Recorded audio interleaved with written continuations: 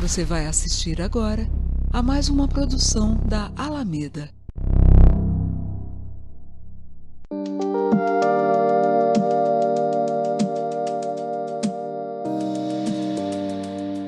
No início, nem tudo faz sentido, mas nós vamos encontrar o melhor sentido junto com você.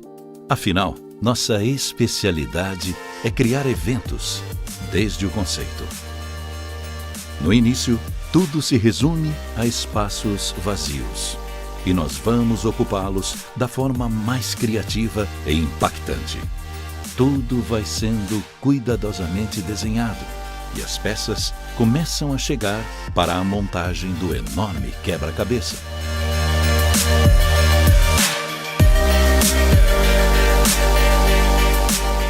Nossos profissionais estão entre os melhores do mercado.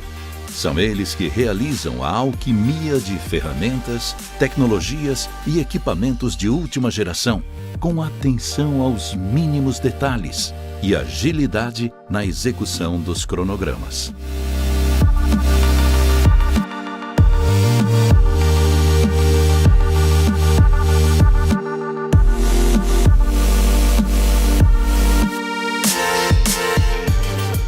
Em pouco tempo, as peças vão se encaixando e revelam o cenário. Tudo começa a fazer sentido. O quebra-cabeça vai se deixando ver e ouvir. Está quase montado.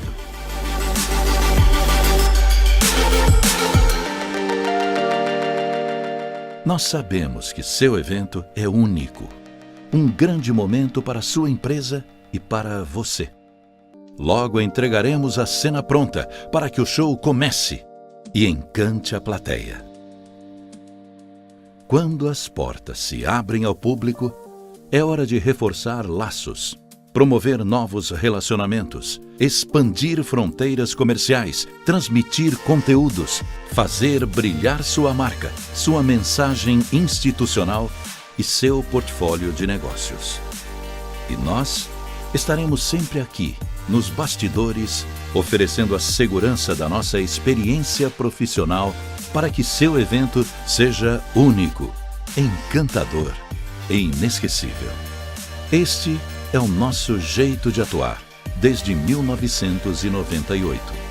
Somos a Alameda Produções. Basta nos chamar. Será um prazer atender você.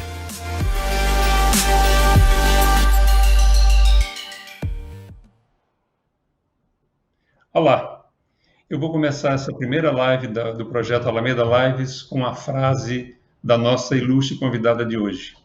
A diferença entre sem noção e corajoso é muito tênue, e eu espero sinceramente que nós estejamos sendo corajosos nesse momento que a gente precisa se movimentar e produzir alguma coisa positiva para a sociedade na qual a gente está inserido. Médico, presidente do Sindosp, Sindicato dos Hospitais, Clínicas e Laboratórios do Estado de São Paulo. Presidente do Conselho de Administração do CIBEX, Colégio Brasileiro dos Executivos da Saúde. Especialista em saúde pública, administração em saúde e administração hospitalar. É um dos maiores incentivadores das Alamedas Lives. Francisco Balestrin, obrigado por tudo, é um grande prazer tê-lo aqui. Obrigado. Também é um prazer estar aqui com vocês. Engenheira elétrica, CEO da BP, a Beneficência Portuguesa de São Paulo, desde 2013, cuja gestão é referência no segmento de saúde do Brasil. Presidente do Comitê de Compliance da ANAP, Associação Nacional dos Hospitais Privados, conselheira do CIBEX, Colégio Brasileiro dos Executivos da Saúde. Denise Santos, muito obrigado por ter aceitado o nosso convite. E é uma honra tê-la aqui. Obrigada, Heraldo, que bom também. É uma honra aceitar o convite de vocês. E essa frase que você mencionou abrindo o evento, eu uso só de vez em quando, tá? Mas eu tenho certeza que esse é um evento de coragem, não é um evento sem noção. Obrigado, Denise.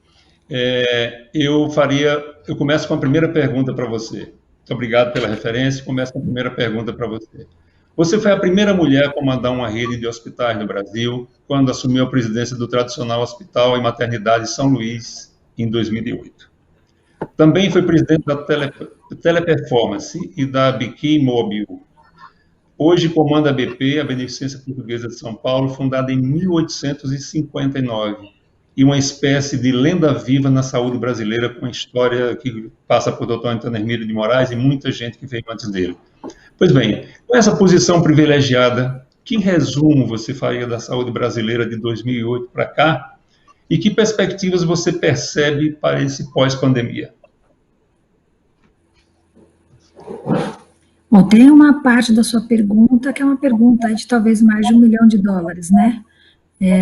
De 2008 para cá, tanta coisa aconteceu. Acho que o nosso setor... Primeiro, eu tive o privilégio, durante a minha carreira, passei quase 20 anos numa empresa de tecnologia, trabalhei em outros setores bem diferentes da saúde. Eu trabalhei na Siemens, uma companhia alemã, e tive o privilégio de ingressar na saúde em 2008, assumi a rede de hospitais e maternidade São Luís. Já 2008 não, minto, 2009. E em 2011 passamos pelo processo de venda, chego na BP em 2013. Já de 2008 para 2013, já era um cenário completamente diferente, e eu já me sentia parte de uma profissional da área da saúde. Falando hoje, quase mais de 10 anos depois, um setor que nós vimos consolidação, um setor que nós vimos modernização, um setor que se profissionalizou. Heraldo, vocês mesmos comentaram, eu realmente minha formação é em engenharia, eu fiz pós-graduação depois em administração de empresas,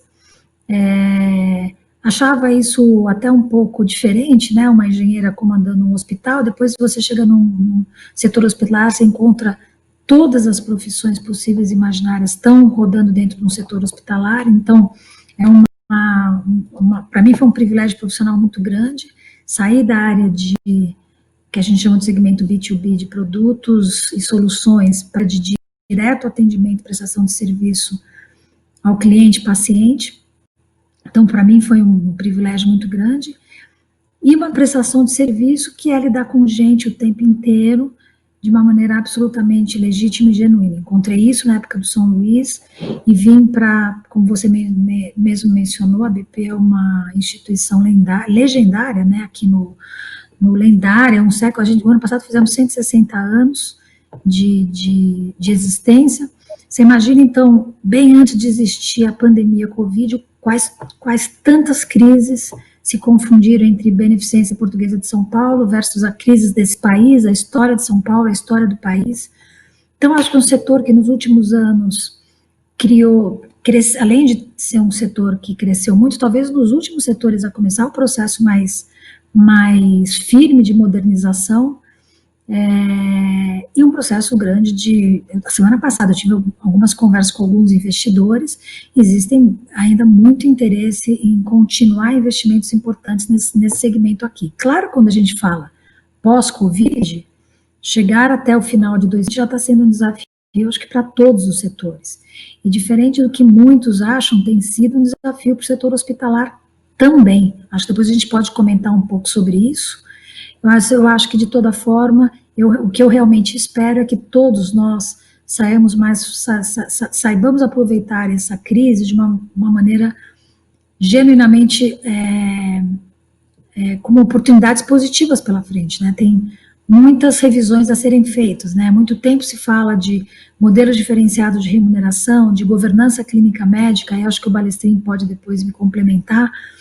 A gente nunca foi tão importante um ecossistema entender que a interdependência e a colaboração é fundamental. Isso parece meio óbvio, mas eu tenho dito ultimamente que o óbvio não é óbvio, e no nosso setor, a cadeia, que não é só uma cadeia hospitalar, única exclusivamente, porque recebe um paciente no meio de uma pandemia, mas é todo o ecossistema que gira em torno disso, que vai desde a indústria farmacêutica até a alta desse paciente, desse indivíduo para sua casa, passando por um processo muito complexo. Então, eu realmente espero que pós-pandemia o nosso setor tenha percebido realmente que a interdependência ela não é só mandatória, mas ela traz muitos ganhos na geração do cuidado. E acho que é isso que a gente tem bastante para debater daqui para frente, né? Não é só o hospital sozinho, não é só a indústria farmacêutica sozinha, nem só o setor público ou só o convênio. Tem uma interdependência da cadeia que é revista. Ok, Balestrin, vamos completar, né? Vamos, por favor. Gostaria de ouvir você também a respeito. Bom, eu estou há mais anos do que a Denise na área da saúde. Não cheguei. Pô, você resolveu ser médico, né? Você resolveu ser médico, eu sou engenheiro, uma simples engenheiro. Não cheguei a trabalhar com Oswaldo Cruz, mas foi quase, né? Mas é claro que quando a gente fala em evolução do setor de saúde, eu acho que essa evolução ela tá muito ligada, na minha opinião, quando a gente fala exatamente, eu acho que a gente deve voltar a 1990, quando foi emitida, ou saiu a lei exatamente de estruturação dos planos de saúde, a 9656. Né? E quando você, com a 9656, você criou, em 98, toda uma regulamentação para os planos de saúde, 2 anos depois você criou a Agência Nacional de Saúde, Agência Nacional de Saúde Suplementar. Então isso, de alguma forma, definiu os parâmetros de profissionalismo dentro do setor de saúde privada. A partir daquele instante, ficou claro que se os hospitais, os prestadores de serviço de um modo geral, que tinham a percepção, né, de que as operadoras de plano de saúde finalmente, né, iam ter um grau de regulamentação maior e melhor do que aquelas que tinham, a gente precisava caminhar também nesse processo de profissionalização. Eu acho que aí, eu não quero me alongar muito nisso, mas eu acho que essa é a pedra fundamental, né, do início da profissionalização do setor privado de saúde. É aí que a gente começa a falar sobre governança, é aí que a gente começa a falar sobre capital estrangeiro em saúde, é aí que a gente começa a falar a respeito de organização, e mais do que isso, começamos a falar sobre certificação, ou como falamos no setor de saúde, acreditação no setor de saúde, exatamente para que você tivesse, de um lado, as instituições mais estruturadas, mais organizadas, do ponto de vista de assistência, dentro dos preceitos básicos de qualquer modelo de qualidade, que você fala de estrutura, você fala de processo, você fala de resultados, ou seja, a gente passou a buscar isso. Em cima desse conceito, começamos a trabalhar o conceito de governança corporativa, que é muito, muito amplo. A Denise hoje tem um modelo exemplar de governança corporativa dentro da Beneficência Portuguesa. E começamos a buscar alternativas de recursos financeiros que viessem para o setor para exatamente auxiliar nesse processo de profissionalização. Me refiro exatamente a recursos estrangeiros, principalmente, que foram colocados dentro dessas estruturas hospitalares, para que fossem feitas as redes hospitalares, exatamente porque elas, de alguma forma, elas criam todo um papel de desenho mais profissional do setor, investimentos que permitiram muitas veiculações e assim, investimento realmente nesta profissionalização, né? Empresas comprando empresas, montando exatamente redes assistenciais, redes de saúde, laboratórios, ou seja, a gente passou a ter uma visão bem profissional desse setor, que era necessário, que era importante. Quem ganhou com isso, basicamente, foi não por uma questão de visão míope, mas foi exatamente o nosso cliente, né? O paciente, porque ele passa a ser atendido por instituições profissionais. Num primeiro momento, se discutia muito essa questão do capital estrangeiro, como se isso fosse algo que fosse acabar com as empresas nacionais. Muito pelo contrário, eu acho que isso trouxe uma visão corporativa mais clara, mais objetiva, compromisso qualidade, compromisso com resultados, compromisso com uma série de coisas que permitiram, e estão permitindo até hoje, que a gente tenha uma rede de prestadores de serviços de saúde em todas as áreas, formidável do ponto de vista de estruturação econômica e financeira, de garantia de atenção, de busca de resultados cada vez mais positivos e assim, uma percepção clara que do lado desse desenho, de estarmos juntos com as operadoras de plano de saúde, são os grandes financiadores, né, principalmente das entidades privadas, a gente teria um caminho, né, para dar uma solidez a esse mercado.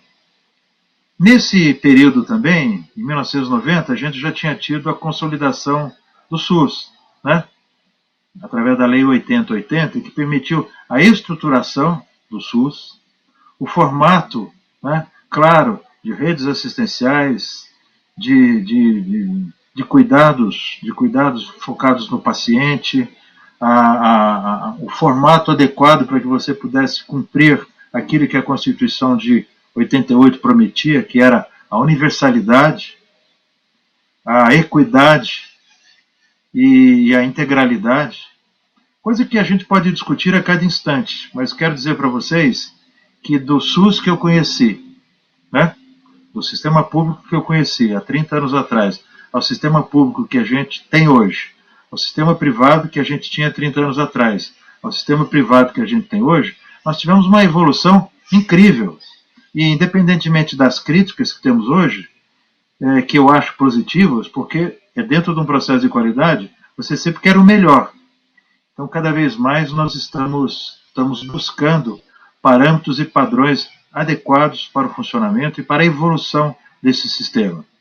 Eu preciso fazer um pequeno parêntese aqui, e a Denise depois, que tem uma instituição que trabalha para o SUS, ela pode complementar. Quer dizer, infelizmente, apesar de todos esses esforços que foram feitos, né, em 88, e na definição dos parâmetros que a gente tinha com o SUS, infelizmente o que houve é que esse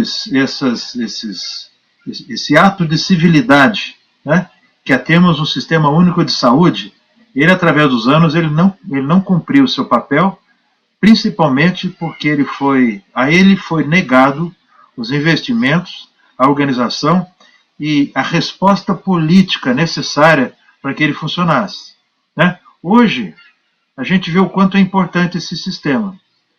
Mas se nós não estivéssemos nesse momento de pandemia, nesse momento de urgência sanitária, provavelmente, daqui a 2 meses, quando a gente começasse as discussões no novo período eleitoral que vamos ter, a gente ia ter uma discussão enorme sobre saúde no nosso país. As pesquisas iam indicar que a grande necessidade do cidadão brasileiro, ou do cidadão de cada um dos seus municípios, era a saúde. Todos os candidatos a prefeito iam prometer saúde como uma coisa prioritária dos seus governos, para no dia seguinte da sua posse esquecer a saúde pública como uma coisa mais prioritária. Então eu só estou fazendo essa pequena observação aqui, porque eu acho que nós temos que ter a responsabilidade social de ter claro que se nós não aproveitarmos esse momento que estamos passando agora para termos realmente a consolidação do nosso sistema único de saúde, em completo equilíbrio com o sistema privado de saúde, nós vamos mais uma vez fazer aquilo que o Milor Fernandes falou numa célebre frase: o Brasil gosta de perder a oportunidade de perder uma oportunidade. É isso. Você que gosta de frase, fique com essa também. Denise, você, por favor, complemente. É o desafio do nosso país. A gente tem... Acho que eu posso falar um pouquinho da história da BP. A BP, e eu brinquei aqui um pouco do nosso começo aqui nos bastidores, para quem está nos ouvindo agora, eu falo a BP, a Beneficência Portuguesa de São Paulo, porque só existe uma Beneficência Portuguesa de São Paulo, apesar de existir várias Beneficências Portuguesas no país inteiro, mas a de São Paulo, a gente não tem conexão uma com a... Vou dizer que no passado já até se tentou, mas não conseguimos. Mas eu acho que, para nós, sempre teve, sim, nós somos uma associação, uma empresa privada, sem fins lucrativos.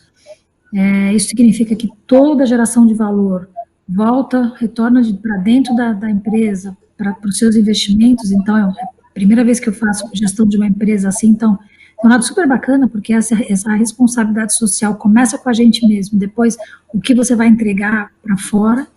A gente, no passado, e o doutor Antônio Emílio de Moraes, hoje nosso presidente do conselho é Rubens Emílio de Moraes, ele tinha uma visão, muita entrega para devolver para a sociedade algo complementar, né, dentro do setor privado, aquilo que o público fazia. Então, a gente, durante muito tempo, fez um atendimento ao SUS, acho que talvez, sei lá, 70% do nosso movimento, até chega um determinado período, em 2008, 2009, o Rubens Emílio de Moraes assume a Beneficência Portuguesa, e, para quem não sabe, para empresas filantrópicas que entregam uma contrapartida pública, por exemplo, como essa, a gente tem isenção fiscal. Na teoria, isso significa toda a nossa isenção fiscal é o que você investiria na assistência, no nosso caso, à saúde, mas tem educação, tem outros setores aí que a regra vale também. No caso do Sistema Único de Saúde, a tabela de Sistema Único de Saúde ela não é registrada desde 1995. Então, quando eu assumi a Beneficência Portuguesa de São Paulo como CEO, já junto com o Rubens, éramos uma organização que perdíamos todo ano 150 milhões de reais. 150 milhões de reais. Não é à toa que a gente viu já no país várias santas casas quebrarem, várias beneficências portuguesas que não existem mais e por aí vai. E desde 2008, 2009, o Rubens disse, bom, nós temos que ter um grupo hospitalar que seja autossustentável.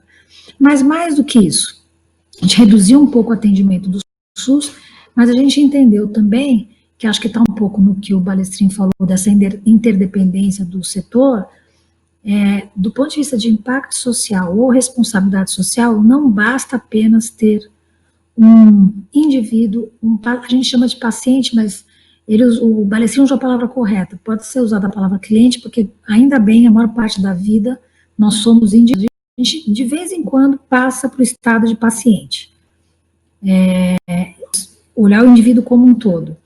Nesse momento eu falo, puxa, você fazer um impacto, uma responsabilidade social importante para o Sistema Único de Saúde, onde esse indivíduo passa alguns períodos do tratamento dele, deitado no leito hospitalar, perto de tudo que o Brasil precisa, ainda é pouco.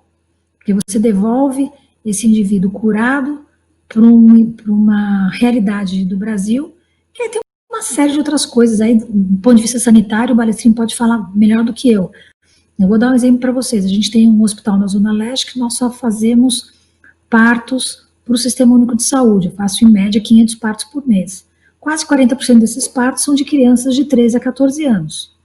E aí elas ficam uma estrutura espetacular, 3, 4 dias depois volta para um mundo cheio de complicações. Então a BP também entendeu que não dava apenas e somente para cuidar desse paciente no momento crítico, tem o olhar para o indivíduo como um todo. E há uns 3 anos atrás, mais ou menos, nós reformulamos todo o nosso posicionamento de marca, olhando a saúde de uma forma mais integral. A gente fala muito dos 4 P's, que é o P de prevenção, promoção, a personalização, porque cada vez mais o cuidado de saúde vai ser personalizado, seja através do genoma, seja do ponto de vista de inteligência artificial e olhar para dados de uma forma mais, com uma curiosidade melhor, e o P de participação, que talvez é o nosso maior desafio como sistema, não só brasileiro. Quer dizer, como é que o indivíduo, eu, Denise, participo de fato da qualidade da minha saúde ao longo da minha vida, contribuindo para que o serviço de uma maneira toda seja sustentável, porque parte de algumas intercorrências que eu, Denise, possa ter, vou dar um exemplo, se eu fosse fumante, eu não sou fumante, provavelmente se eu fosse fumante, alguém deve estar pagando a minha conta pelo fato de ter me maltratado durante a vida fumando. Estou dando um exemplo simples, porque isso é fácil de entender. Então nós mudamos então nosso modelo de filantropia, olhando para essa amplitude maior.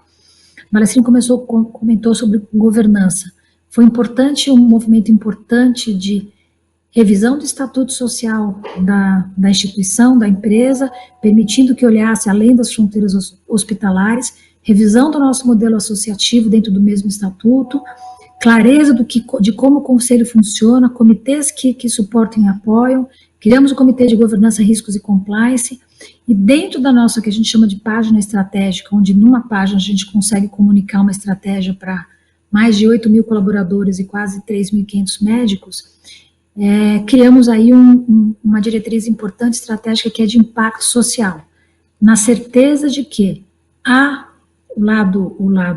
as instituições privadas têm um compromisso com o país, com o cidadão, e a gente deveria ter uma convivência mais saudável entre público e privado, de forma que o que mais interessa no final do dia é que o brasileiro tenha acesso à saúde. Então esse é o nosso olhar hoje, né? Como é que a gente cria projetos autossustentáveis e que, óbvio, claro, sempre vai ter gente que vai precisar ir a um hospital, seja por uma doença crônica ou por algo agudo que repentinamente aconteceu. Mas dentro do bem-estar, olhar para a saúde integral, acho que é aí que o país, como outros países já fizeram, né, como é que a gente começa lá no processinho de educação primária, educação e saúde andam muito, muito grudados, a trabalhar projetos de prevenção e de predição, evitando, por exemplo, o que a gente estava discutindo e discutimos durante essa pandemia inteira.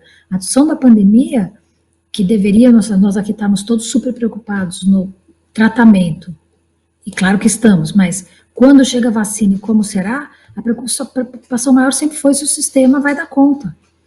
Então a gente pode encarar, claro que nunca vai se prever um vírus desse tipo, mas que condições sanitárias, condições de estilo de vida, isso eu espero que passe a ser uma discussão cada vez mais forte dentro da sociedade, do ponto de vista mundial, e que é um desafio importante, né? E talvez alguns novos momentos como esse possam ser evitados. O que se tanto falou nesse período foi: não pode colapsar o sistema de saúde, porque daí nós não vamos ter como atender. E aí, por isso, quarentena, achata a curva daqui, será que agora abre alguma coisa? Então, enfim, acho que esse olhar a gente vem discutindo muito. A saúde integral, não só no momento que precisa-se do cuidado hospitalar ou de um determinado tipo de exame, e aí a gente tem conversa aí para talvez bem mais de uma hora de sessão, né, Balestrinho? Bom, eu queria pedir licença, vamos fazer um pequeno intervalo e voltamos já.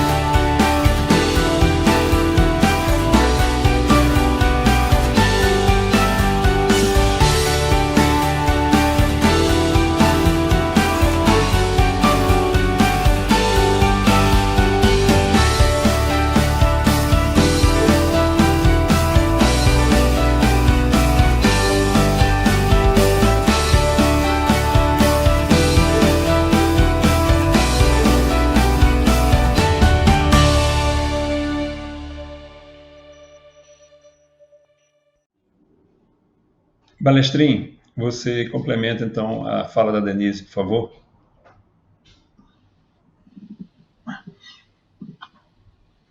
Sim, eu não vou complementar a fala da Denise, porque eu acho que ela já abordou bastante, mas eu vou contar um caso que aconteceu comigo há alguns anos atrás, 2013, eu sempre gosto de contar esse caso. Foi quando eu entrei na Associação Mundial de Hospitais, eu fui no Congresso Mundial de Hospitais, que foi na Noruega, lá em Oslo. E eu me lembro que quem abriu o Congresso, eles chamaram para abrir o ministro da Saúde, lá da Noruega. Vejam que a Noruega é a IDH número 1. Ou seja, e nós somos 89. Então, provavelmente, o ministro da Saúde da Noruega tem muito mais coisa para falar do que o nosso nosso não, né? O nosso não ministro da Saúde, né? O nosso oficial de plantão na área da saúde. E ele começou de uma forma assim que para mim foi muito inusitada e eu entendi o que ele queria dizer. Ele disse: olha, eu não sei porque que vocês me chamaram aqui para abrir esse congresso, porque eu só sou o ministro da Saúde, mais nada. O que ele queria dizer com isso? Ele queria dizer que saúde não é uma coisa que dependa única e exclusivamente do setor de saúde ou do ministro da Saúde. Né? Na realidade, saúde é algo muito mais horizontalizado. E a gente vê saúde de uma forma muito verticalizada. Né? É o doente que vai numa entidade prestadora de assistência à saúde, quando ele perde alguma da sua condição de saúde, para ser atendido, diagnosticado e tratado, e retornar para casa. Quando o conceito correto de saúde é exatamente o famoso 2Ps, 2Rs, né? Promoção, prevenção, recuperação e reabilitação. Isso significa que as atividades ou as ações de promoção não são necessariamente ações da saúde. Né? Educação é algo que traz promoção de saúde. É quando a jovem, aprende princípios básicos de educação que ele vai levar para casa em alimentação, em condição de vida, em formação, né? Em conhecimento, para que ele possa se enriquecer e, consequentemente, ter uma atitude positiva frente à vida, positiva frente aos exercícios físicos, positiva frente àquilo que ele deve enfrentar. Ou seja, é uma atitude que é uma atitude de governo. Né? Quando a gente fala, por exemplo, de segurança pública é um ato também de promoção de saúde. A própria Denise chamou a atenção para nós desse apanágio que hoje a gente tem nessa nossa sociedade, que são as adolescentes grávidas, que vivem num ambiente violento, que vivem num ambiente de exortação, né? A violência cada vez maior, e elas são vítimas disso. Então, essa é uma questão. Né? O ano passado, nós tivemos no nosso país, sempre falando em grandes números, 55 mil assassinatos. Ora, isso não é um problema de saúde? Ou é um problema de polícia? Também é um problema de saúde. Nós tivemos 45 mil pessoas que morreram de acidente de trânsito. Isso não é um problema de saúde? Claro, vai parar lá no pronto-socorro da Beneficência Portuguesa, no pronto-socorro dos grandes números de hospitais privados e públicos que a gente tem no nosso país. Isso não é um problema de previdência social, porque essas pessoas também, à medida que vão ficar, de alguma forma, perdendo a sua condição de cidadania, de movimentação, não vão ficar penduradas numa previdência social, porque não tem mais como trabalhar. Então vejam, né, que o salário, a condição de vida, a humana, isso é promoção de saúde. É muito pouco que a saúde pode fazer nisso. Então se quer sempre deixar na mão da saúde. Prevenção de saúde, é claro que nós fazemos. Né? São os check-ups, a vacinação, tudo aquilo que tem a ver, por exemplo, com aquilo que a Anvisa faz. A Anvisa toma conta hoje de 25% da economia do nosso país. Porque é a Anvisa que diz quais são os medicamentos seguros que a gente tem que tomar, qual que é a tecnologia adequada. É a Anvisa que diz quais que são as vacinas que são adequadas. É a Anvisa que diz como é que é a carne que a gente deve comer, se a carne tem que ser processada daquela forma. O que deve conter nos nossos alimentos, sódio, diminuição de substâncias tóxicas ou substâncias artificiais. Ou seja, é toda uma questão onde a saúde ela trabalha na prevenção. Recuperação é o que nós fazemos nos hospitais, nas clínicas, nos consultórios médicos, nos serviços diagnósticos. Nós estamos recuperando a saúde. E depois o cidadão, né, volta para a comunidade, onde o processo novamente deve começar, ou ele vai fazer uma reabilitação nas casas nos home cares, nos hospitais de curta permanência, nos serviços de fisioterapia, ou seja, nas mais variadas coisas. Né? E hoje também, tudo aquilo que tem a ver com o final de vida, né, também está incluído dentro disso. Né? Principalmente um final de vida cuidadoso, onde as pessoas elas têm que ser cuidadas, as famílias têm que ser cuidadas. Ou seja, o luto é algo também que a saúde tem que se preocupar. Eu estou dizendo isso para vocês porque, assim, às vezes a gente acha que saúde é uma coisa, mas saúde não é isso só que a gente vê. Né? É como quando a gente, às vezes, lê aí um desses fake news e acha que aquilo é verdade. É um fake news hoje, né, usando esse termo da moda, achar que saúde está na mão exclusivamente dos hospitais e das clínicas. Quem fala isso não conhece saúde. Então nós precisamos ter muito cuidado quando a gente fala nesse tema, e a Denise tocou exatamente em várias dessas questões. Quando a gente fala de universalidade, voltando ao nosso SUS, a gente está falando do direito mais sagrado, mais civilizatório que a gente pode dar para um cidadão. Ele saber que ele vai ter acesso universal à saúde. Essa é a principal coisa que o cidadão tem que ter como bem, acesso à saúde. Depois, equidade, é que ele vai ter acesso exatamente, e equidade é uma palavra que a gente usa muito em governança, né? Assim, ele vai receber responsavelmente assistência à saúde que ele precisa receber dentro da necessidade dele. E não a igualdade, todo mundo receber igual. Ele vai receber aquilo que ele precisa, dentro de um preceito básico de divisão de necessidades do cidadão. O mais pobre recebe mais, o mais rico recebe menos, dentro desse conceito. E não é isso que a gente vê no nosso país. Integralidade hoje é exatamente o quê? É que a gente possa ter uma visão integral do cidadão, com promoção, prevenção, recuperação e reabilitação. Eu acho que dei esse tom aqui exatamente para que a gente fechasse se é que eu posso chamar de momento inicial, nosso introito aqui. Eu acho que eu vou completar, se o Heraldo me permite, que é o seguinte, né? Claro. O resumo é assim: você está paciente, você não é paciente. Você é um indivíduo que tem em algum momento você está na condição de paciente. Eu tenho ouvido algumas pessoas me dizem, puxa, mas você sabe que a parte boa da quarentena é que agora a gente não tem acidente de trânsito, então não tem mais ninguém se machucando, tá tudo certo. Como se uma coisa fosse... A gente tem uma questão séria aí, como o Balestrin comentou, de educação, quer seja no trânsito, quer seja, enfim.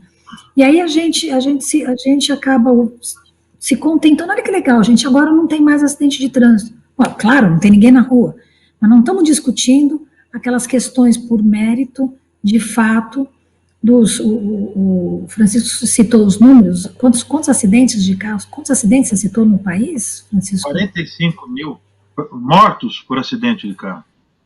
É louco. 45 mil. A questão não é, então agora a gente passou por um período diferente, mundialmente diferente, de isolamento, então a gente evitou que acontecesse. Então, quando a gente devia estar tendo uma discussão, como é que faz para esse número cair, como é que tem uma participação adequada e conscientização adequada, como é que desde pequeno e desde cedo a gente coloca a prática de participação e de accountability, né, da gente com a nossa própria vida, e essa discussão ainda é muito rasa. Acho que a gente vê, eu também circulo por muitos eventos, aliás, espero que esses eventos que a gente está mostrando aqui na telinha, a gente possa em breve se ver nesses lugares, né, porque assim, a live dá certo, mas faz uma falta, né, a gente tá junto, assim, dá aquela conversa de café, enfim, acho que eu tô naquele momento já de saudade, sabe, já tá fazendo falta. Mas é isso, né? Como é que a gente...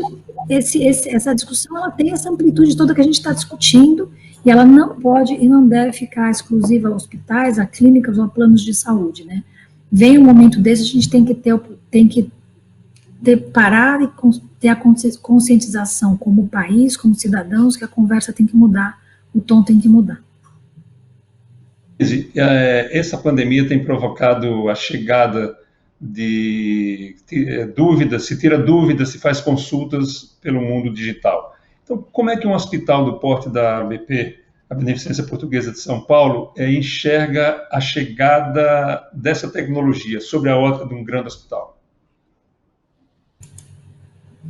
Olha, isso, assim, acho que do ponto de vista regulatório do país, a gente tem aí a telemedicina regulada por algum período X de tempo, mas é uma discussão já, que não é uma discussão nova, né? Dentro da ABP, entre médicos, a gente já faz isso há muito tempo, com instituições para discussão de caso, com hospitais internacionais, entre hospitais nacionais. Então, acho que acelerou uma discussão que vem, que do ponto de vista de tecnologia já é hoje, quando se falava disso há 5 anos atrás, um pouco mais, até era algo, do ponto de vista de custo caro. Hoje a tecnologia está aí, é muito fácil de implantar, muito fácil de discutir. De ponto de vista médico, o Francisco pode complementar. Isso vai, acho que é uma discussão para determinadas patologias, determinados tipos de consulta que acho que vai vir para ficar. Nós aqui na BP, a gente trabalhou os últimos 5 anos numa transformação digital plena, então a gente já fazia esse uso. Por exemplo, eu faço todo o atendimento no núcleo dos colaboradores, muitos deles que estão já em casa, já usando telemedicina, com um resultado bastante eficiente. Agora, eu não sou médica, mas trabalho nesse segmento há muito tempo. É claro que é sempre um equilíbrio, você não troca uma relação ou uma amnese, que é uma consulta, dependendo da patologia mais você tem que estar perto do paciente, você tem que, simplesmente por uma tela. Mas, sem dúvida nenhuma, quando a gente fala de locais distantes, quando a gente fala de locais que têm pouco acesso à medicina, onde a gente pode... Nós estamos fazendo agora a curadoria técnica, junto com o Instituto Votorantim, para 70 municípios. Então, nós estamos falando de telemedicina, mas eu vou dar ou teleconsulta, vou dar um exemplo. Nós fizemos uma entrega recentemente, uma doação da BP de mais de 30 ventiladores mecânicos para municípios, alguns que nem hospitais tinham. A gente conseguiu, através de tecnologia, dar o treinamento, deixar o técnico pronto para conseguir fazer o uso do equipamento daquela marca, daquele que a gente estava doando. 3 dias depois do equipamento chegar, através de forma digital, a gente conseguir fazer treinamento. 3 dias depois, já tinha paciente sendo atendido, e sendo atendido na melhor condição possível do ponto de vista de uso do equipamento adequado, da enfermagem treinada. Então, isso dá um ganho, uma facilidade de conexão entre o sistema da saúde fantástico, né? Eu acho que a combinação disso, e sem dúvida, nem sei, Balestrin, quanto tempo a gente já está discutindo telemedicina ou teleconsulta no país? Acho que, nem sei dizer quanto tempo a gente está discutindo isso. Quer dizer, o tema não é novidade, mas regulamentação é uma discussão... A última regulamentação que a gente tem é de 2002.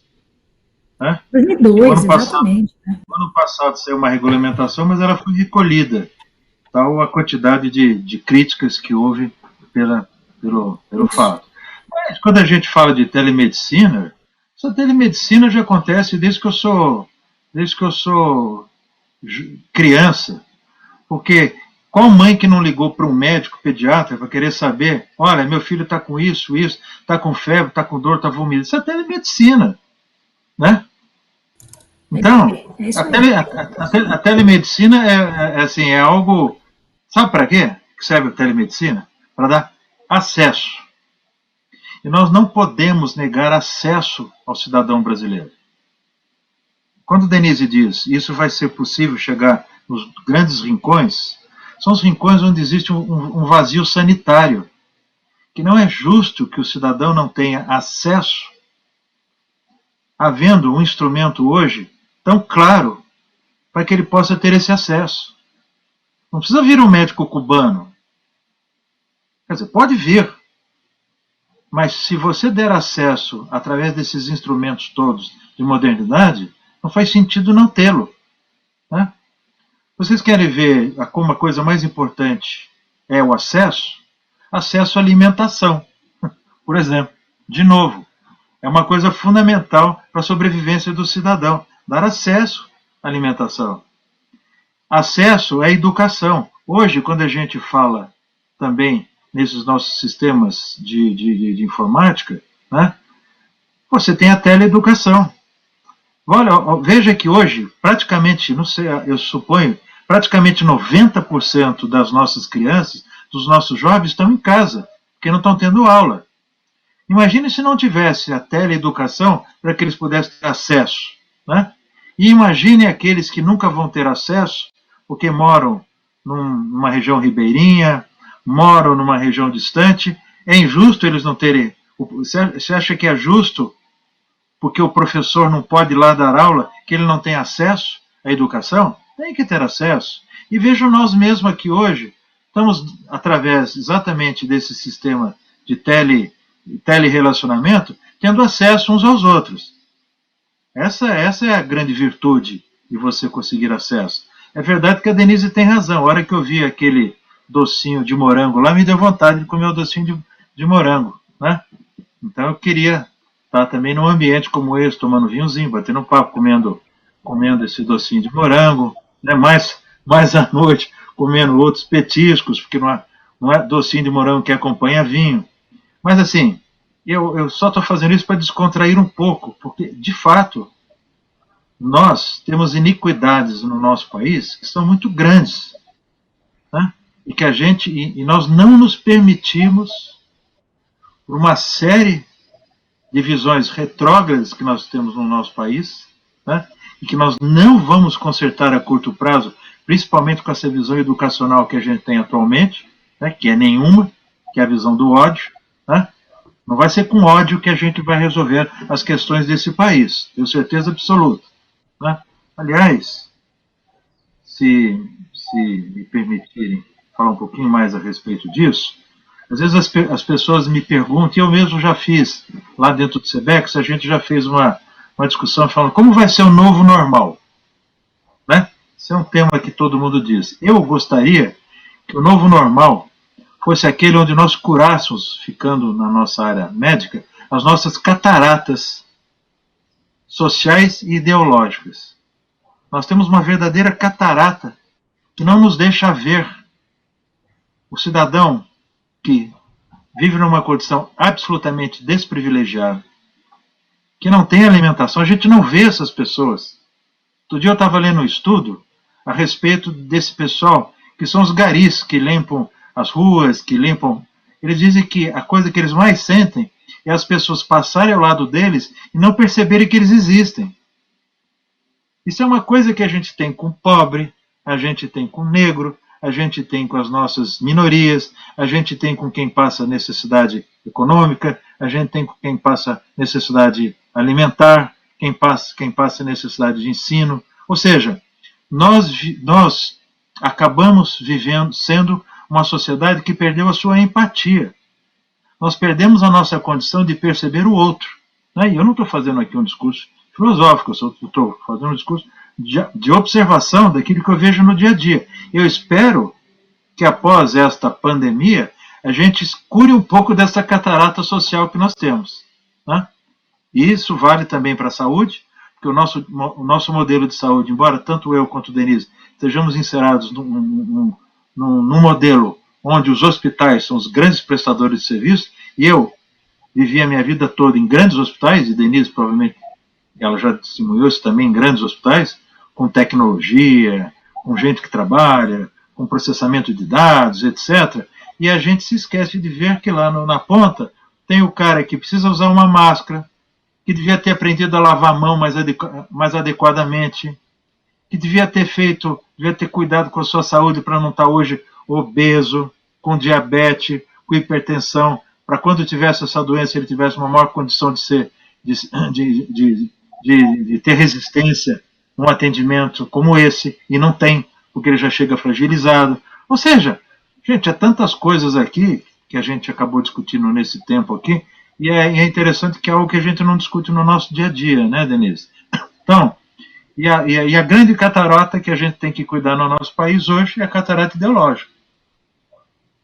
Nós estamos cegos. Nós estamos vendo um lado ou outro. É como quem tem catarata mesmo, né?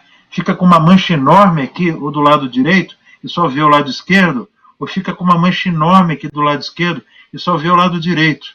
Precisa fazer a cirurgia dessa catarata e colocar uma lente para que a gente possa ver de novo todo o arco que simboliza a nossa sociedade. Senão nós não vamos ter sucesso. Desculpa esse grande finale aqui. Falou tudo, é isso. Exatamente. Falou tudo depois que ele falou. Pois é. E vocês são dois profissionais extremamente experimentados, conhecem o mundo, por tudo que vocês acompanham nos setores que vocês estão inseridos. Então, para a gente terminar, eu gostaria de ouvir, primeiro agora a Denise, depois o Balestrin, o que vocês enxergam que temos no mundo lá fora que pode vir para o Brasil para ajudar a mudar um pouco a realidade da área de saúde, enfim, onde a gente está inserido. Nossa, a gente tem modelos, olha, eu já visitei muitos modelos hospitalares, tanto nos Estados Unidos quanto na Europa, modelos absolutamente públicos, modelos mais privados, como aqui no Brasil são 25% das pessoas que têm acesso ao plano de saúde. Se a gente olhar esses 20% que têm acesso ao plano de saúde, olhar os grandes hospitais brasileiros do ponto de vista de tecnologia, acho que o Balestrin deve concordar comigo, do ponto de vista de tecnologia, competências, escolas que a gente tem no país, a gente não deve quase nada a ninguém. Mas a gente tem essa divisão essa catarata que ele acabou de mencionar, que ela é bastante presente, né? Então, não tem acesso para todo mundo.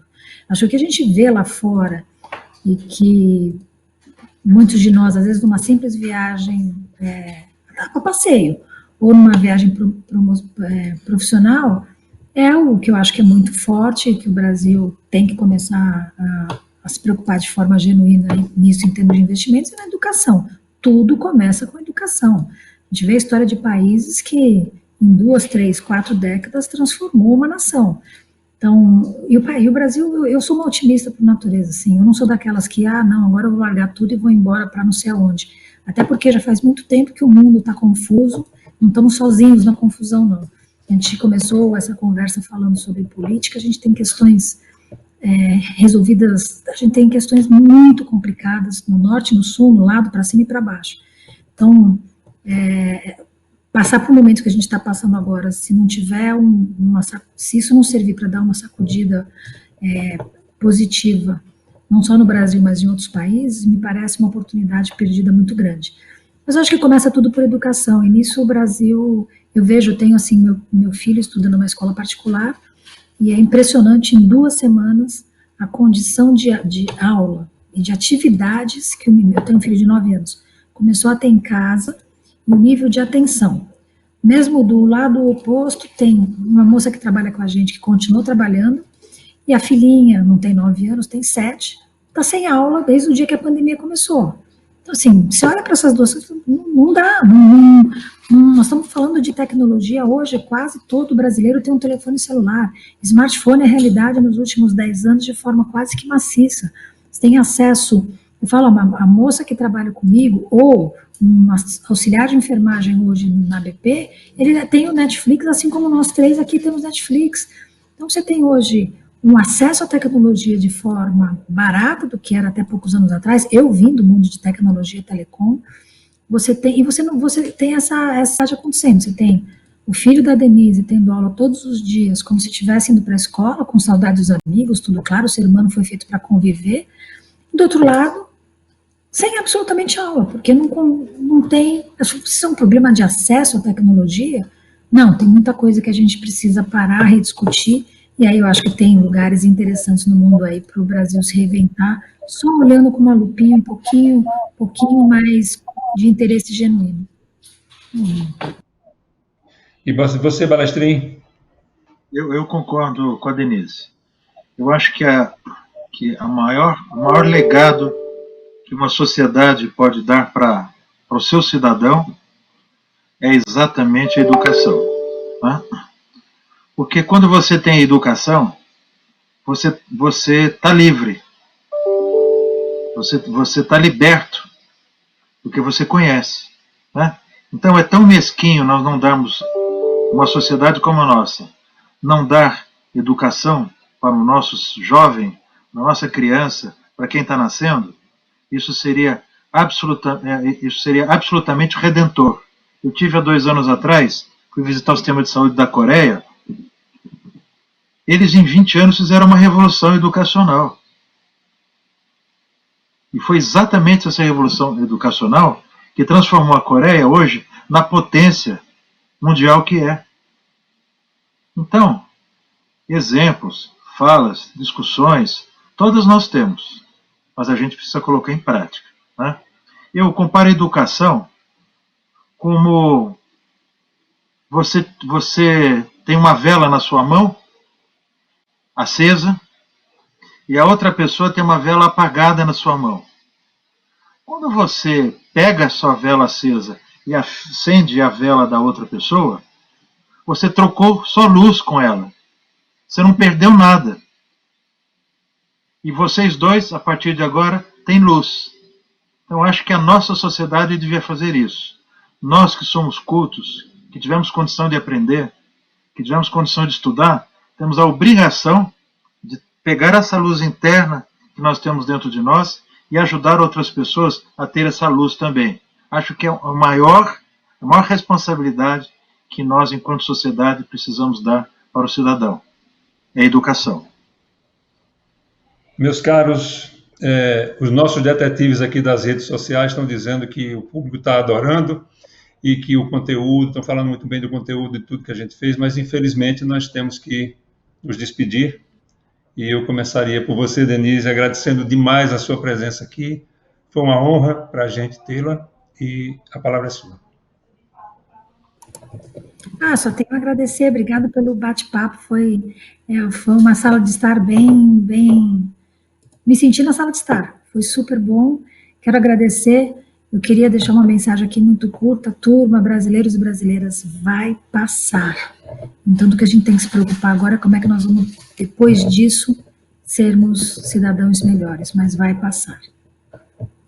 Um grande abraço a todos que nos escutaram. Obrigado, Balestrinho, pela companhia. Heraldo, você também pelo convite. Balestrinho? Também agradecer, né? Como eu tinha dito para a Denise, a gente ia bater um papo aqui, né? Foi um papo meio que cabeça, né, Denise? Mas acho que pelo formato e o evento confortável que você fez, a gente se sentiu também de uma forma bem à vontade para estar colocando aquilo que a gente acha e imagina, né, para fora.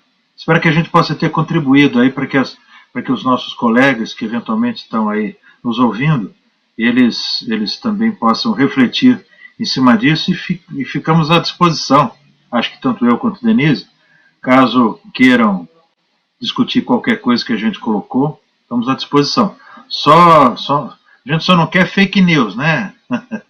Gente, obrigado, um abraço para todos, parabéns para você, Heraldo, por essa primeira experiência, e Denise, delícia ter estado aqui com você, viu? Tchau. Tchau. Obrigado, gente. Obrigado. A gente agradece a presença de vocês dois e, pelo visto, a gente conseguiu exatamente o espírito que a gente queria. A Alameda Lives vai voltar em outras edições e a ideia é que seja exatamente esse bate-papo agradável, essa conversa informal e esse clima que nós tivemos hoje. Muito obrigado a você que esteve conosco. Semana que vem, segunda-feira, 5 da tarde, estamos de volta, dessa vez com a presença, vai dividir comigo a bancada, meu querido amigo Alan Assunção, que é um engenheiro executivo do mercado de saúde e mercado financeiro também, e uma pessoa com larga experiência em administração e em saúde. Então, muito obrigado e até semana que vem. Você acabou de assistir a mais uma produção da Alameda. No início, nem tudo faz sentido, mas nós vamos encontrar o melhor sentido junto com você. Afinal, nossa especialidade é criar eventos, desde o conceito. No início, tudo se resume a espaços vazios, e nós vamos ocupá-los da forma mais criativa e impactante. Tudo vai sendo cuidadosamente desenhado, e as peças começam a chegar para a montagem do enorme quebra-cabeça.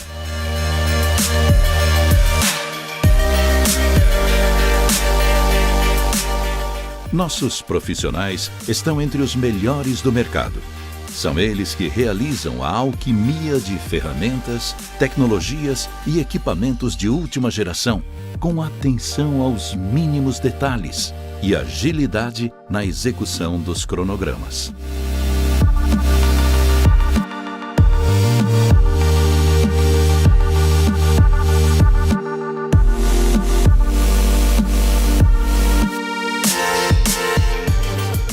Em pouco tempo, as peças vão se encaixando e revelam o cenário. Tudo começa a fazer sentido. O quebra-cabeça vai se deixando ver e ouvir. Está quase montado.